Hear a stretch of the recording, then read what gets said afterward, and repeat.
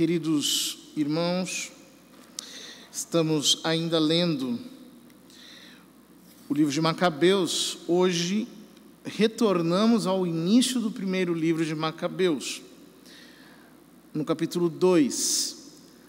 Nós, na segunda-feira, lemos a introdução do primeiro livro de Macabeus, e já na terça-feira passamos para o martírio de Eleazar, que nós não lemos porque foi festa da apresentação de Nosso Senhor. Ontem, o martírio dos 7 irmãos Macabeus, ambos estavam no segundo livro, e agora voltamos ao início do primeiro livro dos Macabeus. E nos diz o texto: naquele tempo, os delegados do rei Antíoco, encarregados de obrigar os judeus à apostasia, chegaram à cidade de Modim para organizarem os sacrifícios. Nós líamos na segunda-feira, na introdução do primeiro livro dos Macabeus, que Antíoco Epífanes quis helenizar os judeus e, depois de colocar uma série de costumes pagãos para que entrassem na cultura do povo, ele os obrigou a sacrificar para os seus deuses. Inclusive sacrificavam porcos, o que é uma abominação sem tamanho para os israelitas. Muitos israelitas aproximaram-se deles, quer dizer, abandonaram a fé e abraçaram a apostasia. Mas Matatias e seus filhos ficaram juntos à parte. Vejam, isso é muito importante. Quando nós não temos fortaleza, o que acontece conosco é que nós acabamos entrando no embalo de todo mundo. Então, se todo mundo começa a fazer aquilo que desagrada a Deus, se todo mundo começa a praticar aquilo que ofende a Deus, nós, para não desagradarmos, porque não temos virtude, corremos o risco de entrar naquele embalo. O cristão precisa ter a coragem da resistência, a coragem de separar-se do convívio dos ímpios, como diz a Escritura. No livro do Apocalipse há uma expressão muito forte, quando o anjo diz acerca de Babilônia: sai dela, povo meu, para que não vos torneis cúmplices dos seus adultérios, das suas prostituições. São João apresenta a Babilônia, na época era uma imagem do Império Romano, como uma rameira, uma prostituta. Nós precisamos aprender que haverá momentos na história em que nós seremos poucos, em que quem quiser ser fiel a Deus pertencerá a um pequeno grupo que não vai cair na apostasia. Tomando a palavra, os delegados do rei dirigiram-se a Matatias, dizendo: tu és um chefe de fama e prestígio na cidade, apoiado por filhos e irmãos. Sê o primeiro a aproximar-te e executa a ordem do rei, como fizeram todas as nações, os homens de Judá e os que ficaram em Jerusalém. Tu e teus filhos sereis contados entre os amigos do rei e sereis honrados, tu e teus filhos, com prata e ouro e numerosos presentes. Vejam, eles vão em Matatias. Por quê? Porque Matatias é o chefe. Porque Matatias é o exemplo. Porque Matatias é o modelo. É assim que o diabo age. Quando o diabo quer derrubar uma igreja, ele não vai no último fiel, ele vem no sacerdote. Ele vai naquele que lidera, naquele que tem uma obrigação de exemplaridade. Nós precisamos ser cientes disso. Toda vez que nós vemos alguém grande cair, nós devemos ter temor no nosso coração. Como diz São Paulo, quem está de pé, cuide para que não caia. Pois todos somos passíveis de erros, de falhas, de quedas, de escândalos. Ninguém está livre. Com voz forte, Matatias respondeu. Ou seja, não foi assim ao pé do ouvido, discretamente. Falou alto, para todo mundo ouvir. Ainda que todas as nações incorporadas no império do rei passem a obedecer-lhe, abandonando a religião de seus antepassados e submetendo-se aos decretos reais, eu, meus filhos e meus irmãos continuaremos seguindo a aliança de nossos pais. Deus nos guarde de abandonarmos sua lei e seus mandamentos. Não atenderemos às ordens do rei e não nos desviaremos de nossa religião, nem pela direita, nem pela esquerda. Que resolução, que firmeza.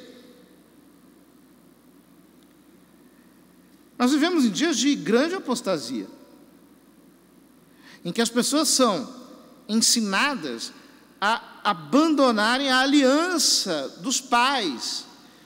Ou seja, tudo aquilo que nós recebemos como herança, jogarmos fora em nome da última loucura que o impostor mais desavergonhado cometa. Vejam, esses dias eu estava vendo um documentário sobre uma feminista muito conhecida, Simone de Beauvoir. Eu fiquei horrorizado com a vida dessa mulher. Porque apesar de ela se apresentar como feminista, a única coisa que ela fazia era aliciar meninas para entregá-las ao monstro do seu marido, que é o Jean Paul Sartre, para abusar delas, para fazer todas as mais terríveis manobras. É um nojo. Mas como é que as pessoas abandonam a palavra de Deus, abandonam o ensino de Nosso Senhor para seguir uma bruxa como essa? Pois é o que acontece. Ou, por exemplo, gente como Michel Foucault, outro que tem um lado sombrio terrível, que dizia que passar a doença sexualmente transmissível era o melhor ato de amor que ele poderia fazer por alguém, que morreu disso, inclusive. As pessoas deixam o caminho seguro para seguir o caminho do erro. Deixam de seguir o caminho da fé para botarem fé nesses charlatães que destruíram a própria vida e que continuam, através dos seus escritos, destruindo a vida de outros. Mal ele concluiu estas palavras, um judeu adiantou-se à vista de todos para oferecer um sacrifício no altar de Modim, segundo a determinação do rei. Ou seja, Matatias era um chefe. Ele tinha a obrigação não apenas de dar exemplo, mas ele tinha a obrigação também de guardar a exemplaridade dos outros, porque essa é a missão do chefe. Por exemplo, se eu vejo um abuso sendo cometido aqui, eu tenho o dever, como cabeça dessa casa, de coibi-lo, de puni-lo, de afastá-lo, de impedi-lo. É um dever meu. Chega aqui, por exemplo, na igreja, alguém começa uma profanação. Eu tenho o dever de acabar com isso. Porque se eu deixo passar, eu estou mostrando para os fiéis que aquilo é tolerável, aquilo é bom, aquilo é instrutivo, aquilo é permitido. Matatias era consciente do seu dever de líder. Ou seja, não bastava ele dizer assim, não, eu não vou apostatar, mas quem quiser apostatar, que apostate. Não. Ele tinha que garantir que a apostasia não seria lei para a sua gente. Ao ver isso, Matatias inflamou-se de zelo e ficou profundamente indignado. Essa indignação santa. Uma pessoa me perguntava esses dias no direct do Instagram, como conceber que Jesus tenha pegado um chicote e tenha expulso os vendilhões do templo de Jerusalém, que é uma coisa tão estranha, um Deus surtado, parece que perdeu o controle. Esse é o nosso Deus, cheio de zelo, de uma santa indignação. Nós temos que ter essa santa indignação. Quando nós vemos, por exemplo, a inocência das crianças sendo ofendida, nós temos que nos indignar. Essa indignação é um ato de louvor a Deus. Quando nós vemos nosso Senhor Jesus Cristo sendo ultrajado, como acontece todos os anos no carnaval, nós temos que nos indignar. Essa indignação é uma adoração a Deus. Quando nós vemos o pecado sendo ostentado, nós não podemos tratar aquilo com normalidade. Se passa na televisão, eu tenho que desligar, eu não consigo ver. Tem que haver uma indignação em nós. Se não houver essa indignação santa, este zelo santo, nós não temos verdadeiro apreço pela glória de Deus. Nós já perdemos por dentro. Por dentro nós já somos completamente rendidos ao espírito do mundo. Essa indignação, essa cólera, faz parte da santidade que todos nós devemos ter. Tomado de justa cólera, precipitou-se contra o homem e matou-o sobre o altar. Matou também o delegado do rei, que queria obrigar a sacrificar, e destruiu o altar. Nós lemos isso e ficamos um pouco escandalizados. Nossa, Matatias matou um homem.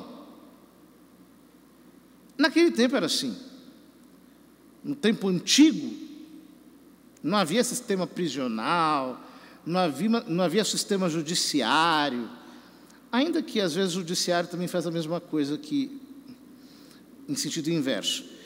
Mas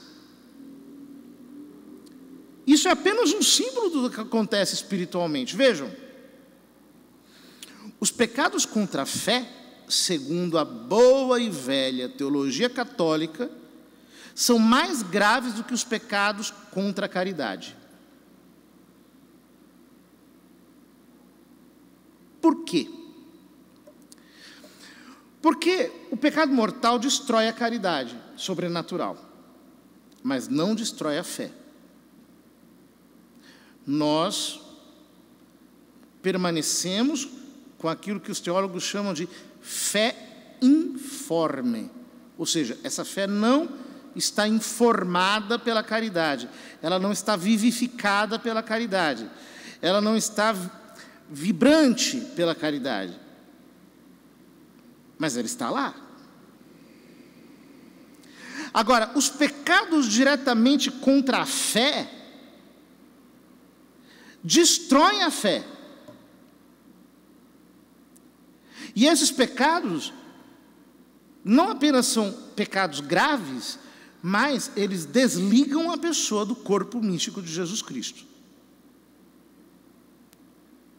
É o pecado de heresia, o pecado de apostasia e o pecado de cisma,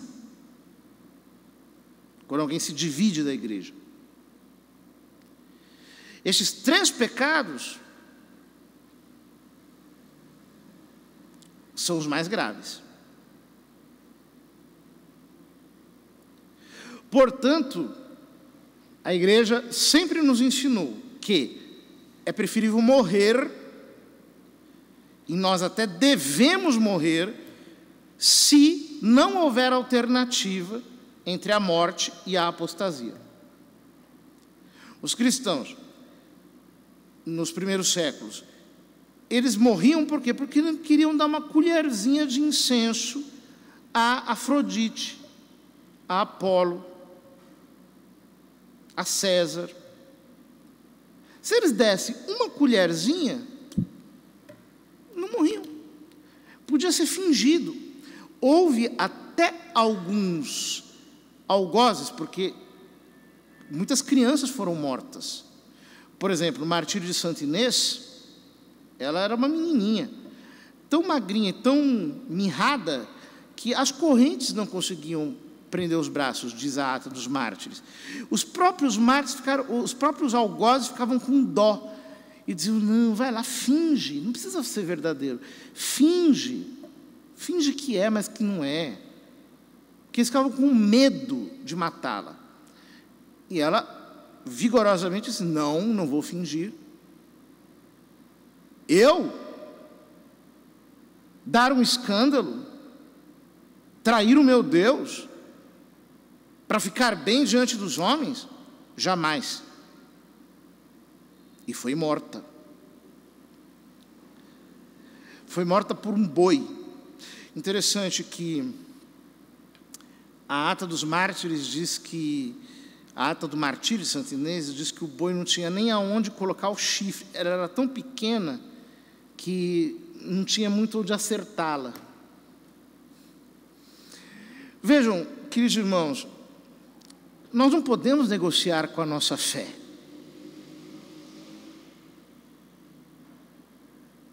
Nós não podemos fazer com que a fé seja desfeita no altar do bom mocismo. E desgraçados são aqueles que se impregnaram tanto de racionalismo, de historicismo, de ideologias modernas, que já não conseguem mais crer. Eu mesmo já vi alguns exegetas que ficaram ateus, porque amaram mais a Bíblia do que Deus. E amando tanto a Bíblia, a estudaram como um documento humano, porque efetivamente ela foi produzida por escritores humanos, que perderam a pista do divino e não conseguem mais crer. Reduzem tudo à mitologia, porque absolutizam o texto, como se a realidade fosse o texto, e não o texto fosse um sinal de uma realidade que lhe subjaz. O cristianismo não é uma teoria, é uma realidade. A graça é uma força real, a fé produz em nós a caridade. A caridade é a síntese dos dons do Espírito Santo. É pelo crescimento na caridade que nós subimos na nossa união com Deus. E quanto mais alguém experimenta do divino, tanto mais se torna imune a todas essas bobagens. Se alguém chegasse para Santa Teresa e lhe apresentasse um método de leitura das Sagradas Escrituras que desconstrói, que não sei o quê, ela riria da cara de todos eles, porque ela convive com Cristo, ela convive com Deus em sua alma. Não é uma questão de palavras, mas de poder. Como dizia São Paulo, o reino de Deus não consiste em palavras, mas em poder, de um poder real que age em nós. Matatias ardia em zelo pela lei, como Finéias havia feito com Zambre, filho de Salo. É um episódio que aparece no Velho Testamento, um pouco depois do período de Moisés, quando Deus havia proibido os israelitas de se casarem com as moabitas, porque as moabitas acabavam fazendo com que eles seguissem os outros deuses.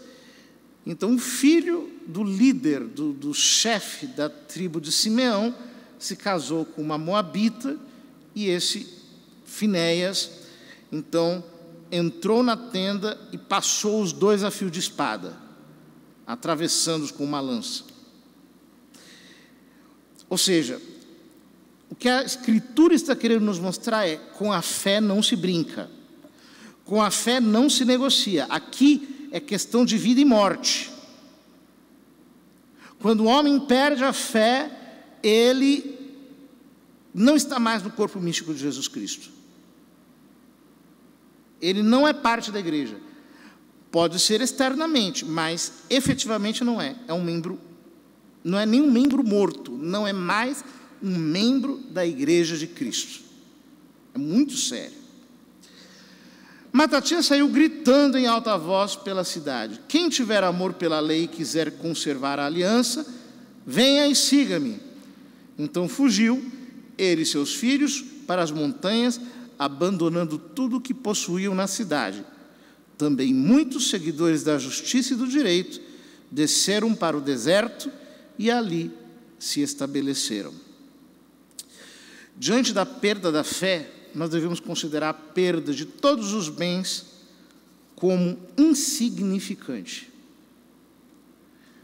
Porque o nosso único ponto de contato com Cristo é a fé. Se entrar alguma coisa ali que a perverte, que a desconstrói, é preferível perder tudo. Casa, campos, comida, animais, bens, o que for. É preferível ir para o deserto, ficar sozinho, estar na solidão, do que perder a fé católica. Queridos irmãos, inspiremos-nos no exemplo destes bravos resistentes, e também nós resistamos, como fiéis, como católicos, como homens e mulheres que querem fazer a vontade de Deus e que por isso se tornam um escândalo para este mundo corrompido e depravado. Oxalá nós tivéssemos a coragem de fazer esse escândalo do bem, que é chegar num restaurante, por exemplo, e antes de comer, em nome do Pai, do Filho e do Espírito Santo, abençoai-nos, tal. Todo mundo, nossa, que coisa estranha, que coisa esquisita. Pois é. O pessoal não canta parabéns, que eu acho a coisa mais brega em restaurante. Canta o parabéns lá, né? Até os garçons vêm lá, aquela coisa que eu acho vergonhosíssima, jamais aguentaria que fizessem isso comigo. Por que eu não posso fazer o sinal da cruz? Se o pessoal anda aí com camiseta com a cara do capeta estampada, por que eu não posso levar a minha cruz?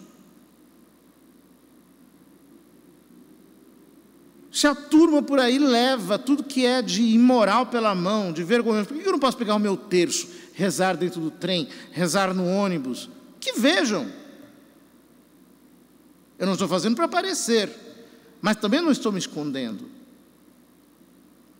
Nós temos que aprender a fazer como Matatias, falar em voz alta. Nada de sermos criptocatólicos, ou seja, aqueles cristãos acanhados, que têm complexos de inferioridade em relação ao mundo. Não! Nós temos que falar em voz alta. Temos que professar a nossa fé com coragem, até que nós possamos dar o testemunho de Cristo até o fim da nossa vida. Que o Senhor nos dê fortaleza e que nos confirme na firmeza da nossa fé.